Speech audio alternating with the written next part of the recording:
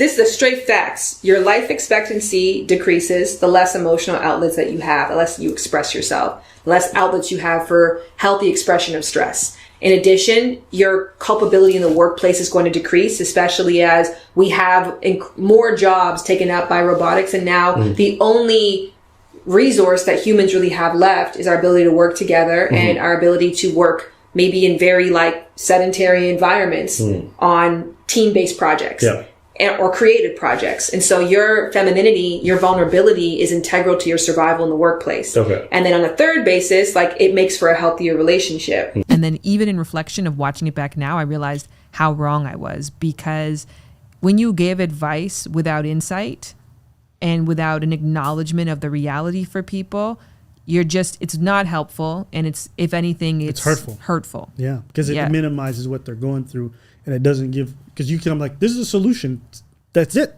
But it's like, you don't understand the depth of my issue. And you've like, it's like when people talk about like men's suicide. If you guys are just more vulnerable, it's like, ooh, do not reduce men's issues to some simple thing that you can fix with just talking about your emotions. Yeah. It's way more complex than that. And I find that oversimplicity of men's issues to just be like, well, you know, feminism's got all the tools for you. It makes men more resentful. It makes them more resentful because we know how deep the problems go. We suffer from it. We suffer oftentimes in silence. And it's almost antagonizing. It's belittling. It's condescending for someone to say stuff like that. I get so flustered when be like, well, feminism's got all the I hate that so much. I hate that because even though I can appreciate feminism and I'm grateful for it, say it's part of the solution. Okay, but don't just say it's that.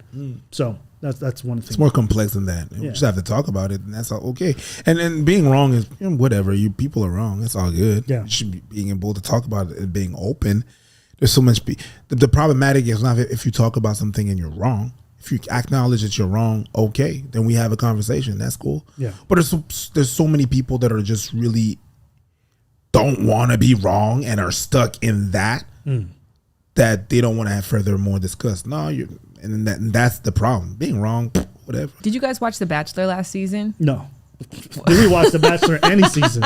What kind of question? I don't know. It was the first time I actually ever watched it before. You want me to call my wife? That. Well, that was the buzzword last season. What? Vulnerable. Should men be vulnerable? People think the more hurt you reveal, the better it makes you look because they understand I'm sharing the worst story.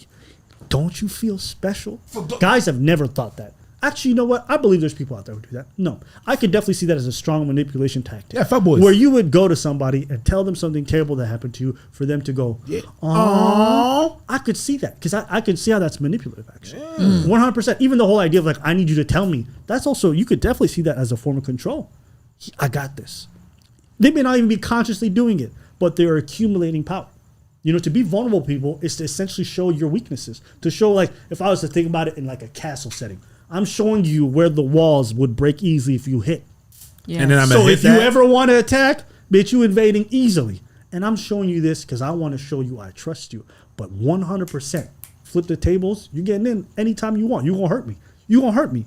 I'm giving you what it takes to hurt me deeply. I loved the point that you made in that for a lot of men, being vulnerable can feel like they've cheapened themselves in the same way that women may feel giving up sex too early can cheapen themselves.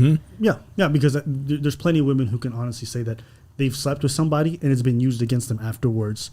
The idea that they were open with their sexuality. And I think a lot of men can say the same things about their vulnerability. I think it's fantastic that this rhetoric was like, get vulnerable, man. Be more vulnerable. Yes. Get in touch. But people never really explore what happens to men when they do and what are the downsides. Because, listen, when I put out that video, there were so many men sharing stories about how traumatic experiences in their childhood were used against them in a random argument. We actually did a video recently on a lady who went on a podcast, and she said, I have a lot of problems with men. And they're like, what happened? She's like, sometimes I get a little slick when I talk. They're like, what do you mean?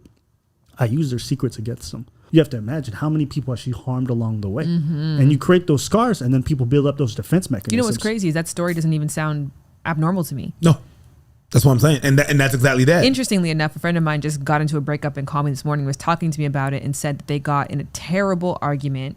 And now she's trying to like reach back out, but he's gotten to a point where he's like, I'm so heartbroken by you. And then I was like, well, what is the worst thing you said in the argument? And at the beginning of the conversation, it was one thing, but towards the end, you're like, oh, yeah, that's what you said. The more information that people have, the more ammunition that you give them to shoot you.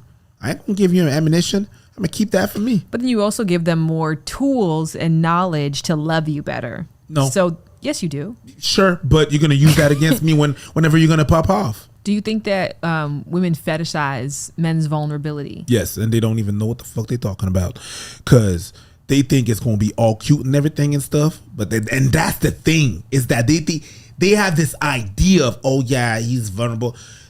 He cried in my arm. It was so cute. Like, he was crying and I was like holding him, and then we spent the night. He just bawled and he was able to get it out. Yeah, but if he does that every day, you're gonna be like, bitch, stop crying. Yeah. You're not gonna like it every day.